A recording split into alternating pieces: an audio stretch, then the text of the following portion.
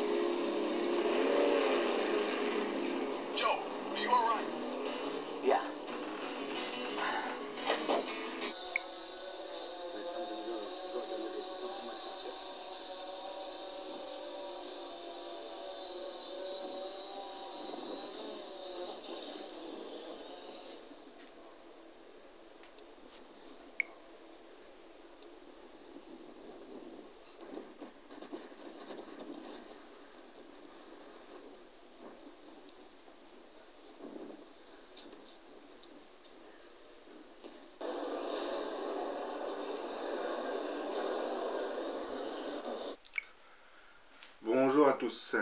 Dans cette nouvelle vidéo, je vais vous parler de ces nouvelles armes qu'on appelle armes à impulsion électromagnétique. Elles envoient des ondes pour dérégler le système électronique des appareils. Depuis plus d'un siècle, la science a fait un bond prodigieux. Au début du siècle, des chercheurs avaient mis au point le principe du moteur à explosion. Cette invention sera exploitée assez rapidement, puis intégrée dans les secteurs de l'automobile, de la marine, de l'aviation, et surtout dans le domaine de la guerre avec l'avènement des chars d'assaut, qui grâce à ce moteur se répandront sur les champs de bataille de la Première Guerre mondiale. Après la Deuxième Guerre mondiale, nos ingénieurs développeront une nouvelle technologie, celle de l'électronique. Elle équipera progressivement tous nos appareils de communication avec les téléphones, puis celui de la transmission de l'information avec nos radios émetteurs récepteurs, la télévision et l'ordinateur. L'électronique intégrera progressivement notre société militaire et civile.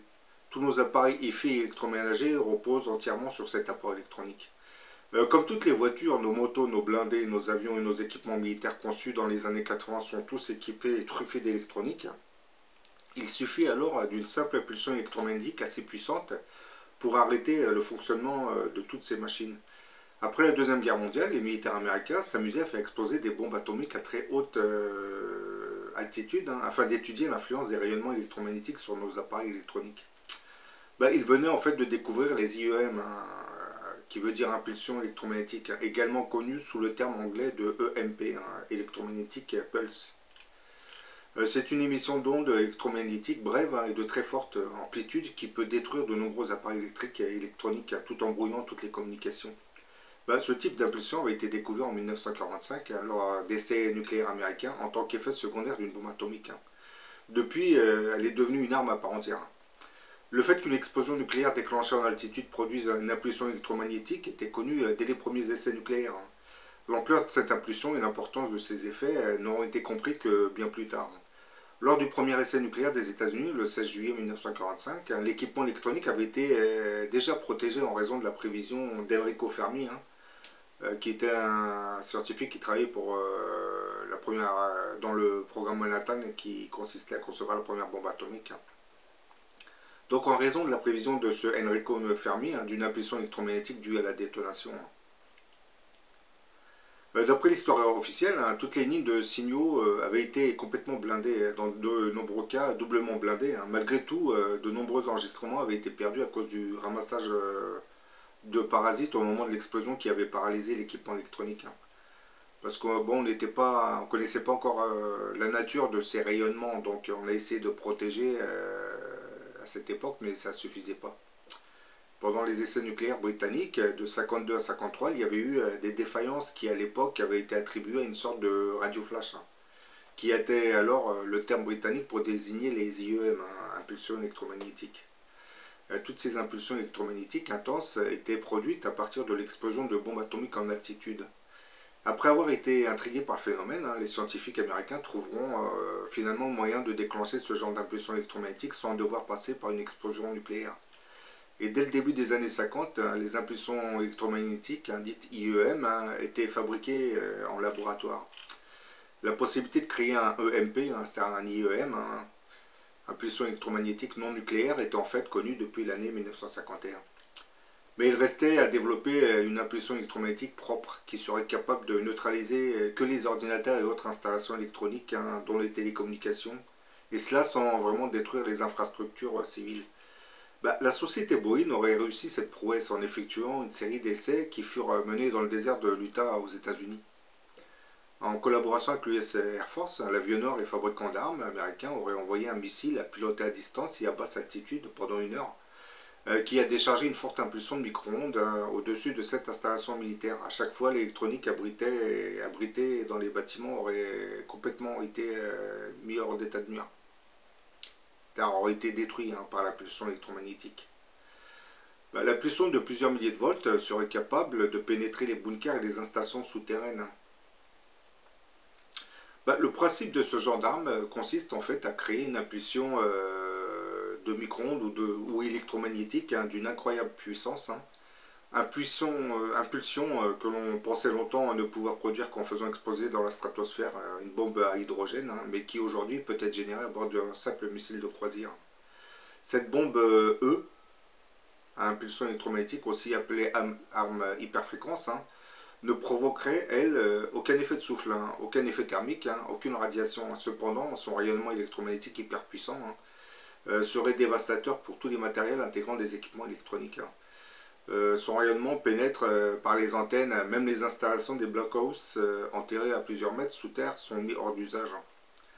Les dommages engendrés se traduisent en général par des surtensions dans les circuits, des effacements des mémoires magnétiques, la paralysie de la radio et de la télévision, des centraux téléphoniques, des centres de télécommunication et des radars.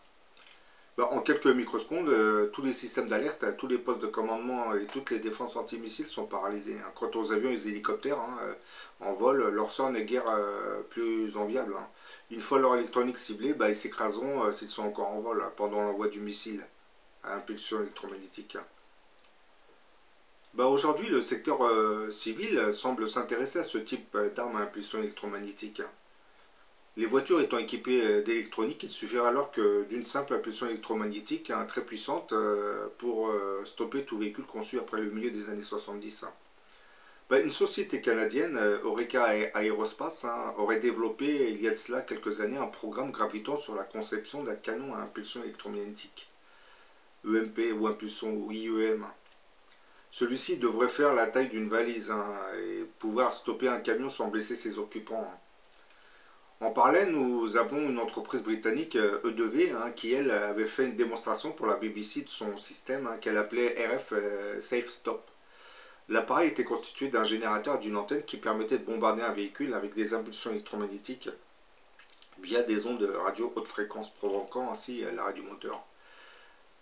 Dans la vidéo que vous allez voir, là, on peut entreapercevoir une voiture et une moto roulant à faible vitesse, 24 km/h. Le canon aurait une portée de 50 mètres. À 350 kg, il peut être embarqué sur un véhicule mobile et opéré sur batterie. Et de leur côté, les Russes auraient mis au point un canon électromagnétique Rex 1. Un fusil électromagnétique Rex 1. Qui brouillerait les signaux GSM et GPS utilisés pour communiquer avec les drones. C'est ce que vous avez vu, le petit extrait tout au début de ma vidéo. Et d'après le dire de ses inventeurs, ce fusil pourrait désactiver temporairement une bombe déposée par des terroristes. Les premiers fusils électromagnétiques contre les drones avaient été présentés par la société russe Kalachnikov lors de l'exposition armée 2017 qui se tenait dans la région de Moscou. Les prototypes seraient désormais utilisés dans certaines unités de la garde nationale.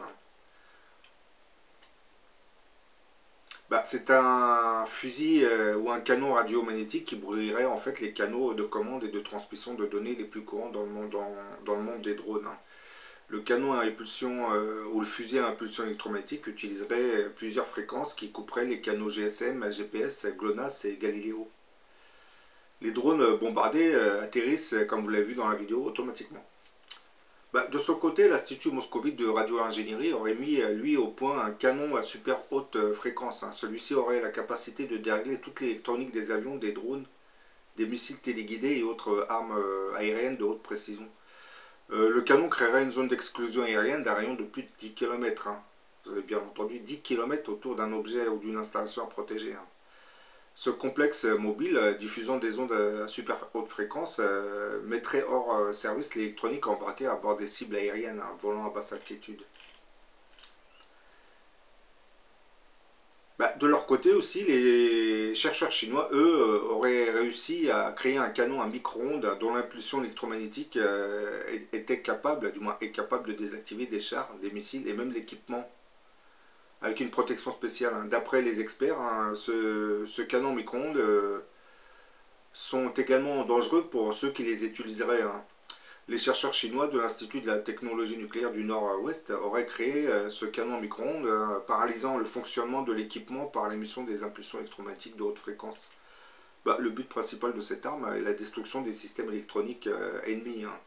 Les impulsions du canon provoqueraient une surcharge des circuits électroniques entraînant leur dysfonctionnement temporaire ou définitif. L'équipement ciblé par le canon reste vulnérable même s'il est muni d'une protection spéciale. Le canon pourrait neutraliser des installations de radioélectronique de l'ennemi, ses batteries de missiles et désactiver ses moyens de communication, ainsi que l'équipement de ses avions et de ses chars. Le canon aurait une action à longue portée. Les canons micro-ondes avaient été en fait créés aux États-Unis au milieu des années 2000 dans le but de disperser des manifestants. Ils étaient censés devenir l'arme la plus humaine dans le monde où ils ont été testés pendant 10 ans. Le branchement du canon provoquait un puissant choc thermique senti par tous ceux qui se trouvaient dans un rayon d'1 km. Les gens se dispersaient en courant dans toutes les directions lorsqu'ils étaient ciblés. En fin de compte, les États-Unis avaient déclaré que cette arme était inoffensive pour la santé, ils l'avaient envoyée en Irak.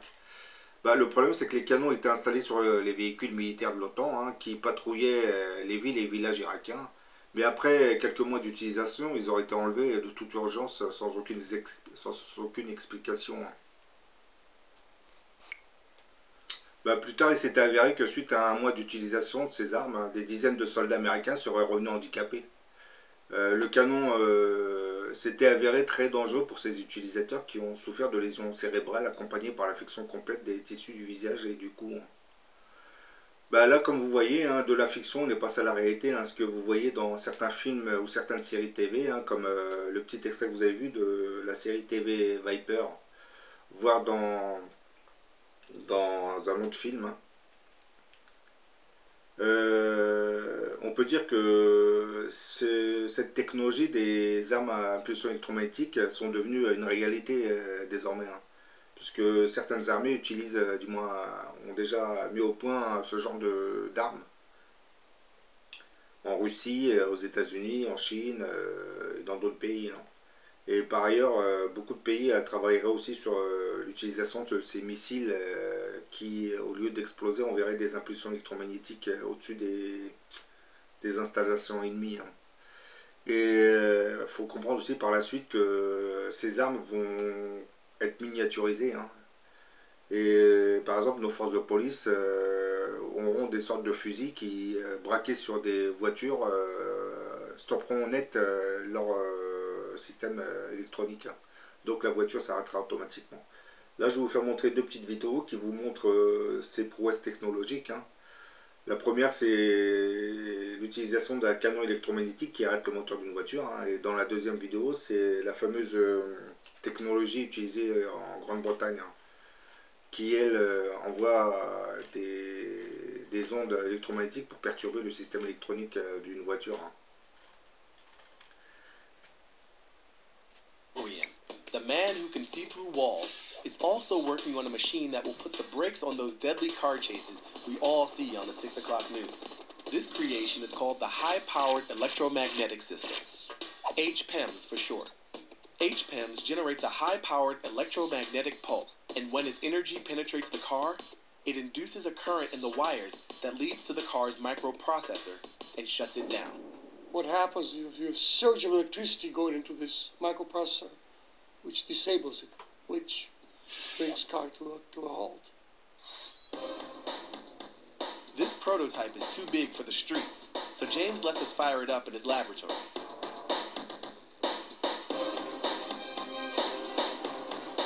All we need is a volunteer, like this guy. We're about to cramp his ride. I wouldn't do this with my wheels.